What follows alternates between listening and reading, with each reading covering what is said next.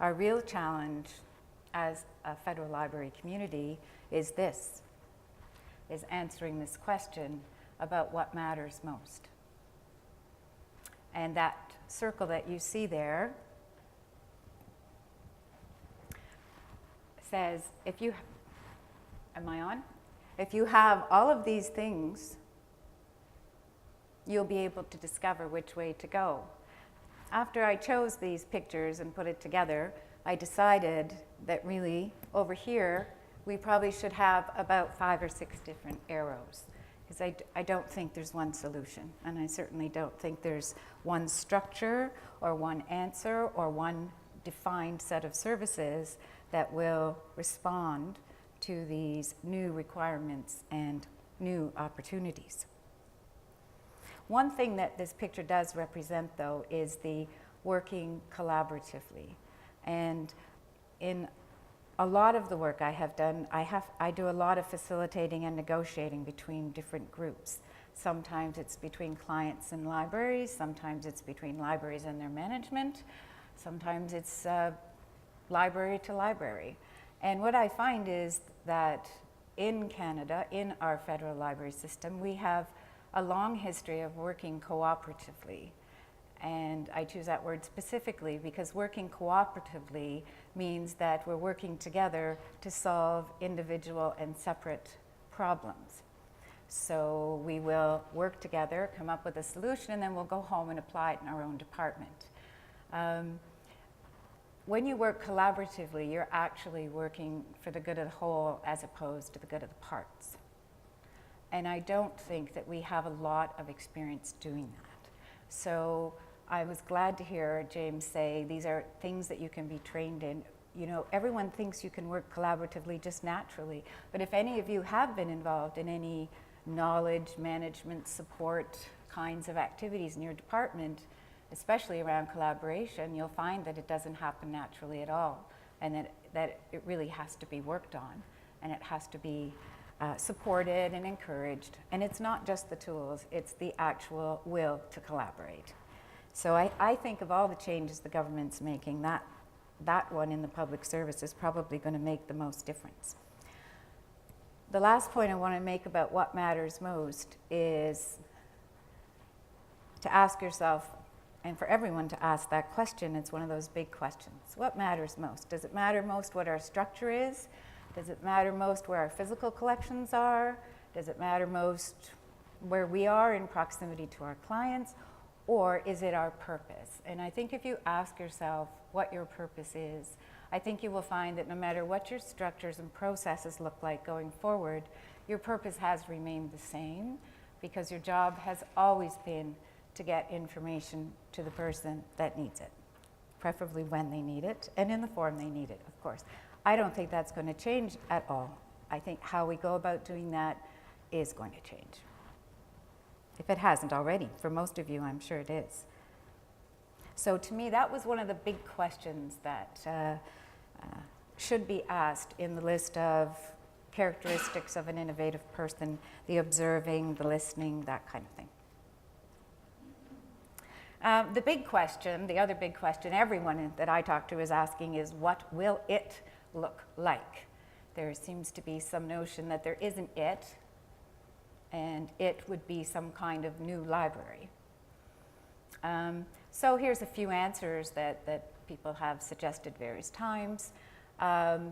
We think there'll be fewer traditional individual and departmental libraries. In other words, aggregation will occur. We will have national, in the sense of geographically pan-Canadian service. That service might be distributed, might be centralized, who knows. It certainly will in some way be virtual, and reference will just keep getting more virtual. And of course, all our resources will be digital. Well, most of our resources will be digital. Those that aren't already, will do our best to make them available digitally. I do think that the other thing I mentioned earlier, the wider range of services. And what's interesting about this is, as a library, you have, well, more than two, but you have two essential types of services. You have what we call a mass market service, which is anyone who is a client can call you and ask a question or borrow a book or do whatever service you provide, which means you're available to everyone. And you also have very specific personal services. You know, you have an individual with a specific question who needs a specific answer. So we still deal in both ends of the spectrum. And the question is, you know, how will those two spectrum evolve over time? I think there's going to be an increased focus on preservation of our physical materials, partly because they need it and have been sadly neglected for a very long time. I also think that for those materials that are not now or going to be available digitally or in electronic form, they are going to become very valuable. Probably not in my lifetime, maybe in yours, but they will be difficult to get hold of because they'll be locked away in some basement or vault and manage to survive several rounds of weeding and rationalization. So at some point in time, some of those physical resources are going to be extremely valuable and sought after, which will flip our coin again. And then the other great question that everyone asks is, will we have whole of government licensing? Which is a favorite topic of many individuals. We haven't had any answers. Have you had any answers on any of these, if you've asked these questions? The licensing question I love, because way back when I was a serials cataloger, which I loved, by the way, I can remember conversations with my colleagues in the library. At the time, it was the Geological Survey, and any given day of the week, we'd be saying, oh, if only we could do this, you know, and if only the system would do that, and, you know, if only we didn't have to go in and write on all these catalog cards, and if only clients wouldn't misfile things, and, oh, we had all kinds of things on our wish list, and I stand here today, and as far as I can remember, all of them have been fulfilled. And a lot of what we used to complain about just doesn't exist anymore because we went about solving the problem one way or the other. So whatever problems we're facing today, I'm sure we'll do the same. So one of those ones is this licensing issue. How can we make this so? A good one to think about. This picture, by the way, you're probably wondering about that, I should have mentioned. It's a 3D map of the World Wide Web, which you can find online. And it's anybody's guess, really, what it will look like. And that's just one view, I guess. So I was going on about this theme of collaboration. Community response, and I'm highly generalizing here. I'm sure you all have personal experiences, so please don't take my remarks amiss. But the community has responded. We have the strategic network has been formed. The librarians are talking about what it is we need to do. And there is a lot of talk. There hasn't been, as far as I can see yet, too much action. There's a sense of waiting for some announcement, and I don't think it matters whether there's an announcement or not. There's lots of things that can be done. But what a collaboration requires to be successful is a shared vision, which means not 20 different visions. So that vision has to be clear and broad enough to encompass the purpose, but not necessarily the means. The common purpose is essential. And as I said, the community, the traditional library as a structure, as a set of services is being pulled apart in many different directions. And it's very difficult then to say, well, we're going to be this or we're going to be that, we're going to focus on these services, we're going to focus on this activity, and that's what a library is going to be. And the conversation is all about what a library will be in the future. Collaboration also requires willing participation, mutual respect, trust in the process and in each other. And while libraries have always willingly cooperated, they haven't always willingly collaborated, for sure.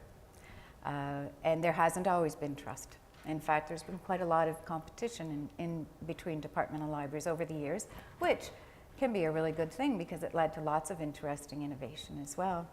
The other thing is the collaboration needs to concentrate on the outcomes and not concentrate on the processes and the decisions that can't be made before they're made. So you have to go up those stairs before you can see what's at the top of them. And you need to have the trust and work together to do that. And then there's the commitment to action. You can't work together without some kind of structure, so you need, conversation will not create action. You actually have to commit and say, yes, we're going to dedicate X hours and time and money to actually doing this. And then there's communication. And being librarians, of course, it's transparency is a value that most librarians have, so sharing and thinking out loud is really important. But there has to be some way to have the communication channeled to make the innovations possible.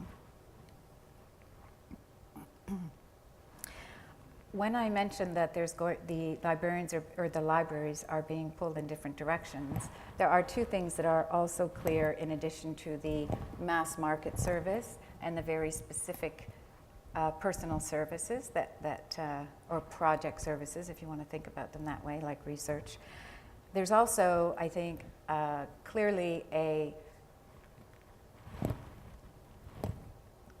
network role for the libraries, which means they're going to be part of a greater whole in some way or other, and there is a local role.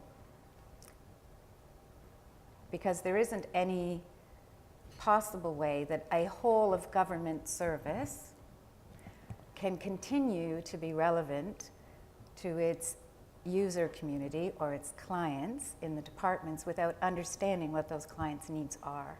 So I firmly believe that it's important to keep librarians in the department as well as participating in a whole of government service. And I think anyone who has the opportunity to design that service or its structure should seriously consider that. So I do think for those of you who are familiar with the whole of government, the GCOLS model, I think it's called, Government of Canada Open Library Service. Have you seen that picture? I'm sorry I didn't bring it. It's on GCpedia. There's a concept there that there's some things are central, some things are distributed, some things are clustered, some things are local. So GCOLS, GCOLS.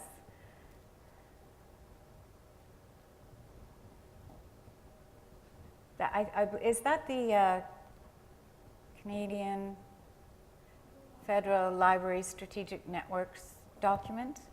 It is, eh? Yeah. So all that information, I believe, is on the wiki or the GCpedia, right? It's where I saw it, so I'm figuring it's out there.